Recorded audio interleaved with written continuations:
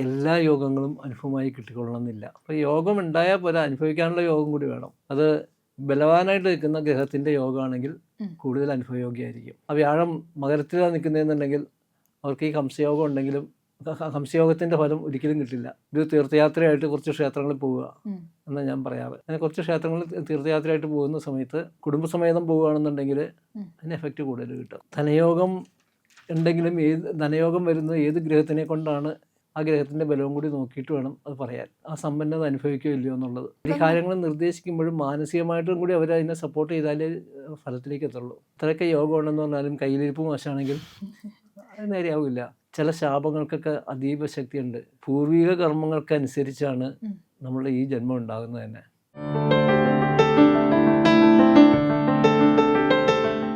നക്ഷത്രങ്ങളുടെ ഭാഷയും ഗ്രഹങ്ങളുടെ സന്ദേശങ്ങളും ജീവിതത്തിന്റെ വഴികളിൽ വെളിച്ചം നൽകുന്ന പുണ്യം ബൈ ഇന്ത്യ ലൈവിൻ്റെ ഈ ആത്മീയ ജ്യോതിഷയാത്രയിലേക്ക് സ്വാഗതം.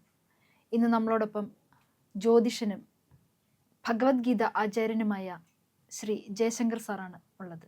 സർ നമസ്കാരം. നമസ്തേ. ജ്യോതിഷത്തിൽ ഒരുപാട് യോഗങ്ങളെ പറ്റി പറയുന്നുണ്ട്. ഇതിൽ എല്ലാ യോഗങ്ങളും നമുക്ക് അനുഭവയോഗ്യമായി കിട്ടുമോ? എല്ലാ യോഗങ്ങളും അനുഭവമായി കിട്ടിക്കൊള്ളണമെന്നില്ല. അത് കിട്ടാനൊരു യോഗം വേറെ വേണം. ശരി, അതും കൂടി ഉണ്ടെങ്കിലേ കിട്ടുള്ളൂ. ഇപ്പം ചില ആളുകൾക്ക് പറയാറുണ്ട് ഗജകേസരി യോഗം ഉണ്ട് എന്നൊക്കെ പറയാറുണ്ട്. ശരിയായിരിക്കും, അവരുടെ ജാതകത്തിൽ ഗജകേസരി യോഗം ഉണ്ടാകും. പക്ഷെ അമാവാസിയുടെ ഒന്നാണ് ആൾ ജനിച്ചത് എന്നുണ്ടെങ്കിൽ ചന്ദ്രന് ബലമില്ല. ചന്ദ്രന് ബലമില്ലാത്ത ആൾക്ക് ഗജകേസരി യോഗം അനുഭവപ്പെടില്ല. ഗജകേസരി യോഗം എന്ന് പറയുന്നത് ചന്ദ്രനും വ്യാഴവും കൂടി ചേർന്നുള്ളൊരു യോഗമാണ്.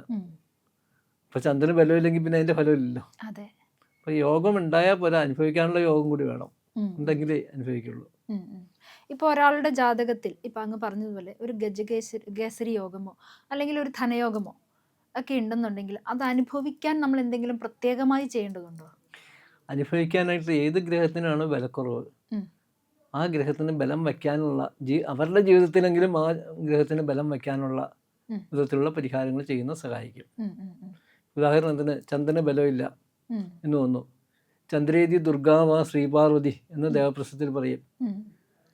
ശ്രീപാർവതി ദേവിയോ അല്ലെങ്കിൽ ദുർഗാദേവിയെയോ സേവിച്ചിട്ടുണ്ടെങ്കിൽ ആ മനസ്സുകൊണ്ട് ആ ദേവിയായിട്ടുള്ള അടുപ്പത്തിൻ്റെ പേരിൽ മനസ്സിന് ശക്തി കിട്ടും. അപ്പം ചന്ദ്രന് ശക്തി കിട്ടിയ അനുഭവം അതിലുണ്ടാക്കി തരും. അങ്ങനെ വരുമ്പോൾ ആ ഗജകേസരി യോഗം അനുഭവിക്കാനുള്ള യോഗത്തിലേക്ക് വരും. ഇപ്പോൾ ഒന്നിലധികം യോഗങ്ങൾ ഒരാളുടെ ജാതകവശാൽ ഒന്നിലധികം യോഗങ്ങളുണ്ടെങ്കിൽ അതിൽ ഏതിനായിരിക്കും കൂടുതൽ പ്രാധാന്യം കിട്ടുക? അത് ഏത് ഗ്രഹത്തിൻ്റെ യോഗമാണ് എന്നുള്ളതനുസരിച്ചാണ് അതിന് പ്രാധാന്യം പറയുക. അത് ബലവാനായിട്ട് നിൽക്കുന്ന ഗ്രഹത്തിൻ്റെ യോഗമാണെങ്കിൽ കൂടുതൽ അനുഭവയോഗ്യമായിരിക്കും. ശരി. ബലമില്ലെങ്കിൽ അനുഭവയോഗ്യമാകില്ല.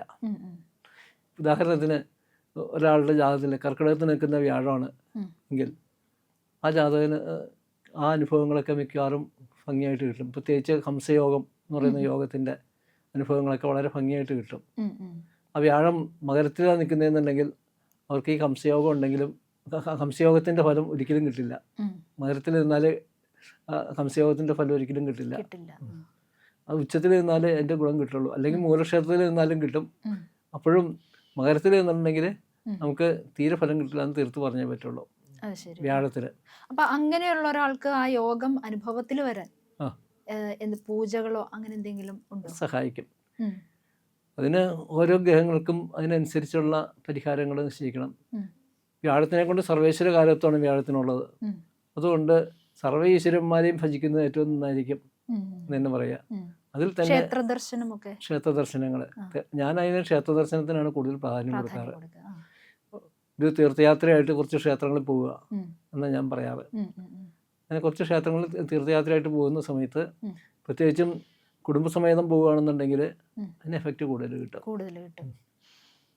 അതുപോലെ ചില ആളുകളുമായിട്ട് ചേർന്ന് നിൽക്കുമ്പോൾ ഒരു വ്യക്തി ഇപ്പോൾ വിവാഹത്തിലാണ് അത് കൂടുതലായിട്ടും കാണുന്നത്.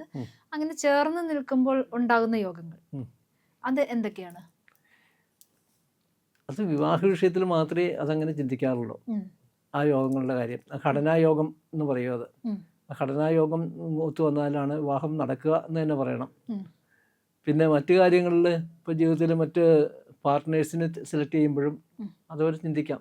ഒരു ബിസിനസ്സിന് പാർട്ണറെ നിശ്ചയിക്കുന്ന സമയത്ത് അതെ. ആ ഇതുപോലെ യോഗമുള്ള ആളുകളാണോ കൂടെ ചേരുന്നത് എന്ന് ചിന്തിക്കാം. അവർ വിപരീത ദിശയിൽ സഞ്ചരിക്കുന്നവരാണെങ്കിൽ അവരുമായിട്ട് ചേർന്നുള്ള ബിസിനസ് ചെയ്താൽ പരാജയപ്പെടും. പ്രത്യേകിച്ചും വേദമുള്ള നക്ഷത്രങ്ങൾ തമ്മിൽ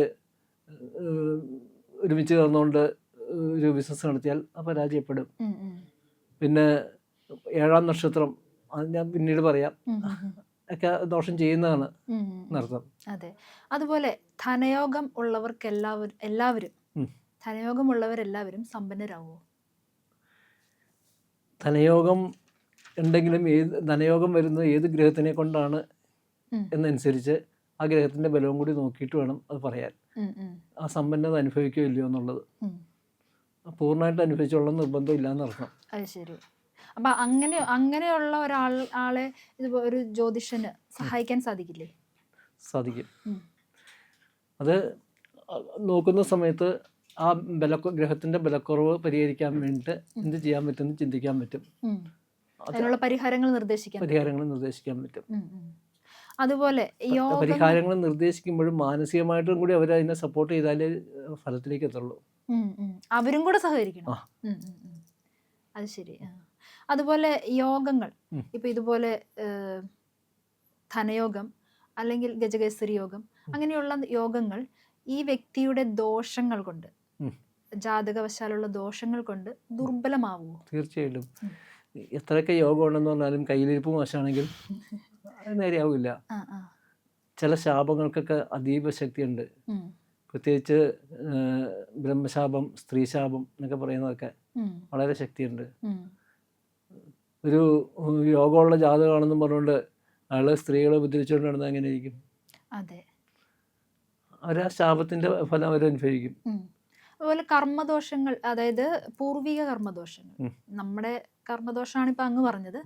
പൂർവിക കർമ്മദോഷങ്ങൾ യോഗങ്ങൾക്ക് തടസ്സമാവുമോ?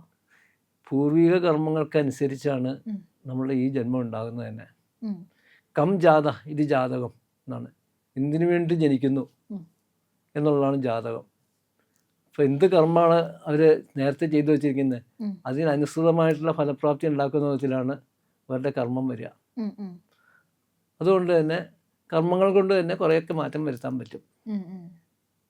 അതായത് പൂർവിക കർമ്മങ്ങൾ, പൂർവിക കർമ്മദോഷങ്ങൾ, ആ ദോഷത്തിന് പരിഹാരം ചെയ്താൽ പൂർവിക കർമ്മദോഷങ്ങൾ ഈ ജന്മത്തിലെ കർമ്മങ്ങൾ കൊണ്ട് മാറ്റാൻ പറ്റും.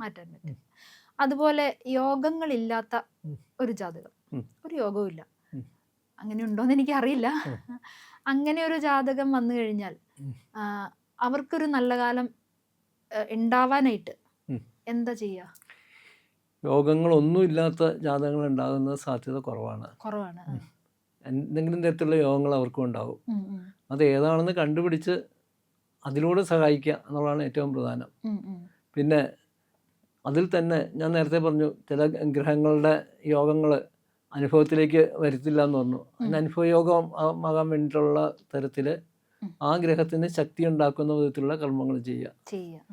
അതിലൂടെ പരിവർത്തനം വരുത്താൻ പറ്റും. ശരി.